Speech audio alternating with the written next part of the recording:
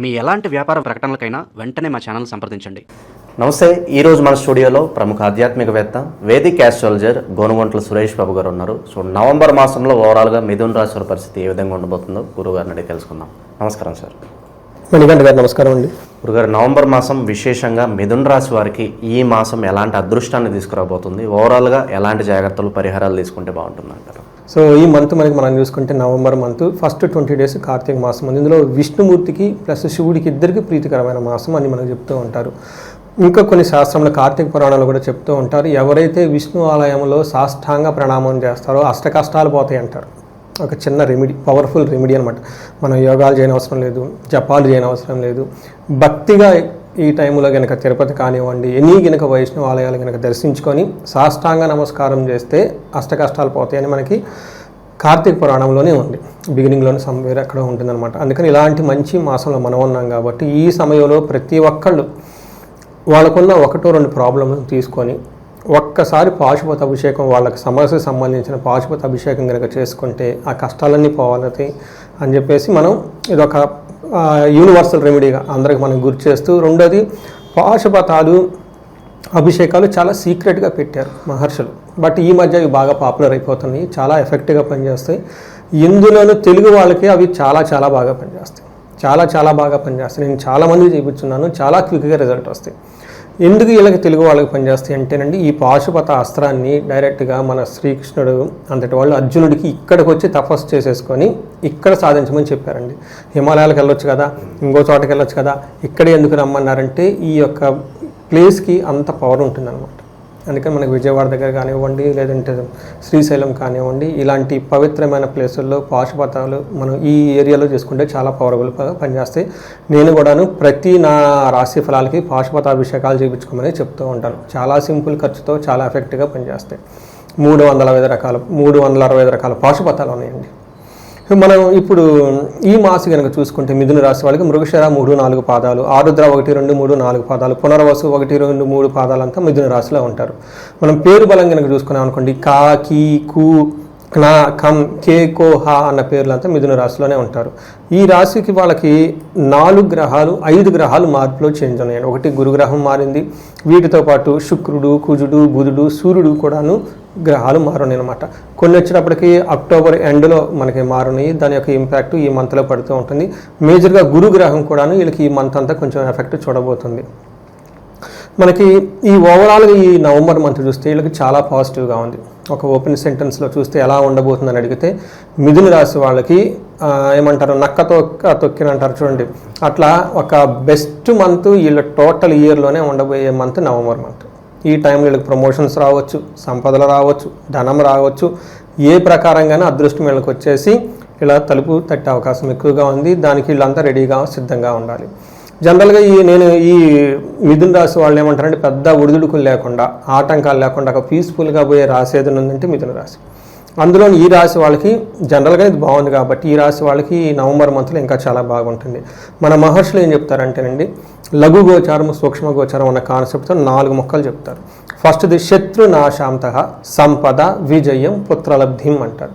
అంటే ఈ టైంలో వీళ్ళకి ఎవరైనా కనుక శత్రువులు ఉంటే శత్రువులపై వీళ్ళకి ఆధిక్యత వస్తుంది, వీళ్ళు ధాటికి వాళ్ళ వండలోకి వెళ్ళిపోతారు.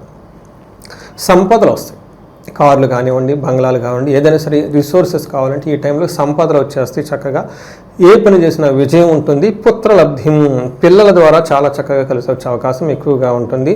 ఓవరాల్గా మనం చూసుకుంటే ఈవెన్ గురువు కూడాను 10th హౌస్లో ఉండి కొంచెం స్లోగా ఉంటుంది, కానీ ఓవరాల్గా మంచి చేస్తారు అని మనం చెప్పుకోవచ్చు అనమాట.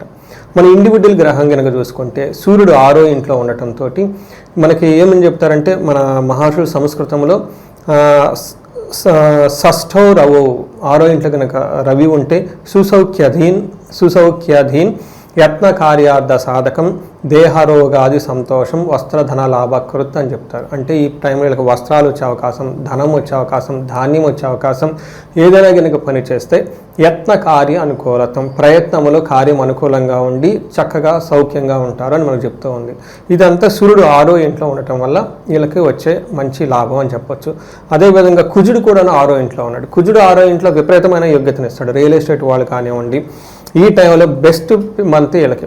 ఎక్కడైనా కానీ రియల్ ఎస్టేట్లో ఇప్పటిదాకా మనీ అకౌంట్ స్ట్రక్ అయినా కానివ్వండి, లేదా కొత్త ప్రాజెక్ట్ లాంచ్ చేయడానికి కానివ్వండి, కొత్తగా రావటానికి కానీ ఈ రాశి వాళ్ళు ఖచ్చితంగా జాక్పాట్ అయితే కొట్టేస్తారు. రెడీగా ఉండమని చెప్పండి వాళ్ళకి. తర్వాత వీళ్ళకి 6వ ఇంట్లో కుజుడు ఉంటే ఏమవుతుందంటే వస్త్రలాభం, ధాన్యలాభం, ధనలాభం, యశో తదహ.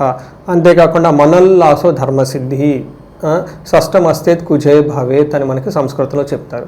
ఈ ప్రకారంగా వాళ్ళకి మనసంతా ఉల్లాసంగా ఉంటుంది. ధర్మసిద్ధి, ఏదైనా కనుక పని చేస్తే అందులో ధర్మబద్ధంగా చేస్తే సిద్ధి వచ్చేస్తుంది. తర్వాత వీళ్ళకి వస్త్రం లాభాలు ఉంటుంది, ధనలాభం ఉంటుంది, యశస్సు, కీర్తి ప్రతిష్టలు ఉంటాయి అని మనకు చెప్తూ ఉంటారు. అంటే ఈ రాశి వాళ్ళకి శుక్రుడు వీళ్ళకి భాగ్యాన్ని తీసుకొని వస్తూ ఉన్నాడు. భాగ్యం అంటే ఏంటంటే లక్. అందుకని అప్పటిదాకా నార్మల్గా వెళ్తున్న వాళ్ళు ఇలా ఆకాశంలోకి వెళ్ళిపోయే అవకాశం ఎక్కువగా ఉంటుంది. శుక్రుడు కనుక చూసుకుంటే వీళ్ళకి దాసీ భృత్య జనలాభ. మనకి మహాత్ములు సంస్కృతిలో ఏం చెప్తున్నారు, దాసీ భృత్య జనలాభ, నిత్య మృష్టాన్న భోజనం, ధనధాన్యాభిష్టార్థ, పంచమస్తేత్ భవేత్ భృగౌ అని చెప్తారు. వీళ్ళు దాసీజన వృత్తులు అంటే ఎవరంటే వీళ్ళు కనుక ఏదైనా మిడ్ లైఫ్లో వర్క్ చేస్తున్నా, సీనియర్ మేనేజర్గా ఉన్నా, వీళ్ళ కింద ఉన్న టీం వీళ్ళకి మంచి సపోర్ట్ ఇస్తారు. ఇది ఒకటి హైలైట్ పాయింట్. నిత్య సంతోషం, ఎప్పుడు సంతోషంగా హ్యాపీగా ఉంటారు. ముష్టాన్న భోజనం, చక్కగా భోజనం చేస్తూ చక్కగా ఉంటారు. ధన ధాన్య అభిష్టార్థం, అన్ని పనుల్లో ధనానికి సంబంధించి, తర్వాత ధాన్యానికి సంబంధించి అగ్రికల్చర్ రైతులు కానివ్వండి, వాళ్ళకు అనుకున్న విధంగా అన్ని విధాలా ఉండేసి సుఖంగా ఉంటారు అని చెప్తుంది. అయితే ఒక్క విషయంలో కొంచెం జాగ్రత్తగా ఉండాలి. వీళ్ళకి కొంచెం లైట్గా హెల్త్ కాంప్లికేషన్స్ వచ్చే అవకాశం కూడా ఉంది. దీనితో పాటు శుక్రుడు వీళ్ళకి 5వ ఇంట్లో ఉండటంతో, 5వ ఇంట్లో శుక్రుడు ఉండటం భాగ్యం అని చెప్తారు. అంతేకాకుండా ఈ రాశి వాళ్ళకి జెంట్స్ అయితే లేడీస్ ద్వారా మంచి లాభం ఉంటుంది, లేడీస్ అయితే జెంట్స్ ద్వారా మంచి లాభం ఉంటుంది. వాళ్ళతో కలిసి కూర్చొని ఏమైనా సమస్యలు కానీ ఏమైనా ఉన్నా కానీ, ఈవెన్ భార్యాభర్తలు కొన్నిసార్లు ఏదైనా సపరేషన్స్ ఉన్నా, ఇష్యూస్ ఉన్నా, లేదంటే కొంతమంది ప్రేమికులు ఉంటారు, ఇలా వంటి వాళ్ళకి ఇది ఒక బెస్ట్ టైం అని మనం చెప్పుకోవచ్చు. ఈ రాశి వాళ్ళకి ఓవరాల్గా ఒక బెస్ట్ మంత్, టోటల్ ఇయర్లోనే ఇది ఒక బెస్ట్ మంత్ ఈ రాశి వాళ్ళకి.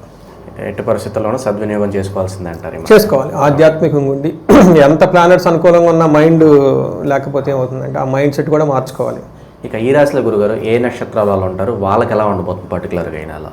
వీళ్ళకి మృగశిర, ఆరుద్ర, పునర్వసు 3. ఫస్ట్ వీళ్ళకి ఈ రాశి వాళ్ళందరికీ ధన ప్రాప్తి, విజయం ఉందండి. ఈ మంత్ అంతా మనకు మృగశిర చూసుకున్న, ఆరుద్ర చూసుకున్న, పునర్వసు చూసుకున్న ధన ప్రాప్తి వస్తుంది, విజయప్రదంగా ఉంటుంది.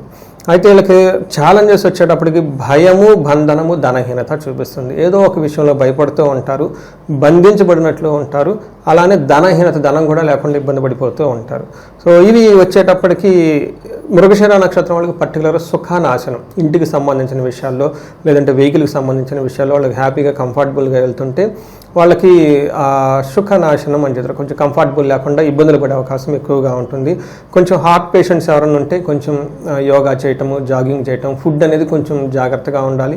లేట్ నైట్ ఫుడ్ అంటే టూ మచ్ లేట్గా తినకుండా, కొంచెం హార్ట్ పేషెంట్స్ కాబట్టి ఈ మంత్లో కొంచెం డైట్ ప్రాపర్గా చేసి ఫ్రూట్స్ అవన్నీ తింటూ ఉంటే హెల్తీ ప్రకంగా చాలా బాగుంటారు. ఇక విశేషంగా ఎలాంటి పరిహారాలు దైవారాధన చేస్తే బాగుంటుందంటారు ఈ నెల విశేషంగా? ఇది మంచి క్వశ్చన్ అండి. నేను ప్రతి నెల పరిహారాలు కూడా చెప్పేస్తాను. చాలామంది రెగ్యులర్గా ఫాలో అయ్యేవాళ్ళు ఆ పరిహారాల వరకు చేసుకుంటే టెంపరీ ఈ మంత్ కాకుండా పర్మనెంట్గా కూడా చాలా ప్రాబ్లమ్స్ పోతాయి అంటనమాట. నేను ఎన్టీ వెంట చెప్తే వాళ్ళకి బాగుంటుంది అన్నట్లు అనమాట. ఈ రాశి వాళ్ళకి ధనానికి చాలా అనుకూలంగా ఉంది. ఈ టైంలో వీళ్ళు స్వర్ణలక్ష్మి విశేష హోమం చేయించుకున్న, లక్ష్మీ పాశుపతాభిషేకం చేయించుకున్న, కుబేరు పాశుపతాభిషేకం చేయించుకున్న, చాలా ఉన్నాయండి ధనానికి సంబంధించిన చాలా అభిషేకాలు, పాశుపతాలు అవన్నీ ఉన్నాయి. లేదంటే అట్లీస్ట్ కనకదార స్తోత్రం చదువుకున్నా కానీ భక్తిగా చదువుకుంటే కనుక వీళ్ళకి విశేషమైన ధన ప్రవాహం వచ్చే అవకాశం ఎక్కువగా ఉంది. వీళ్ళకి హెల్త్ కాంప్లికేషన్ కూడా చూపిస్తుంది కాబట్టి చండీ హోమం, చండీ పారాయణము అవి ఇంట్లో చేయించుకుంటే ఇంకా చాలా బాగుంటుంది.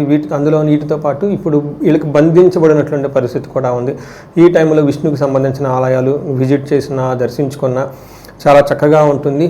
మనకి ఇక్కడ పెంజర్ల అని చెప్పేసి కొత్తూరు మనకి నేషనల్ హైవేలో వస్తుంది, కర్నూలు బెంగళూరు వెళ్ళరు హైవేలో 30 కిలోమీటర్స్ ఉంటుంది.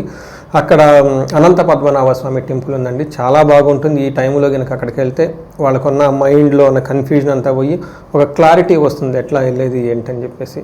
సో ఇవి ఇంకా ఏమైనా కనుక వాళ్ళకి ఇండివిజువల్గా ప్రాబ్లమ్స్ ఏమైనా ఉంటే మనకి కనెక్ట్ అయితే వాడి ఇండివిజువల్ జాతకం చూసి వాటికి తగిన పరిహారాలు అవన్నీ చేయొచ్చు. సో ఓవరాల్గా మిథున రాశి వారి పరిస్థితి ఏ విధంగా ఉండబోతుంది, ఎలాంటి జాగ్రత్తలు తీసుకోవాలి, చాలా బాగా వివరించారు. ధన్యవాదాలు. ధన్యవాదాలు.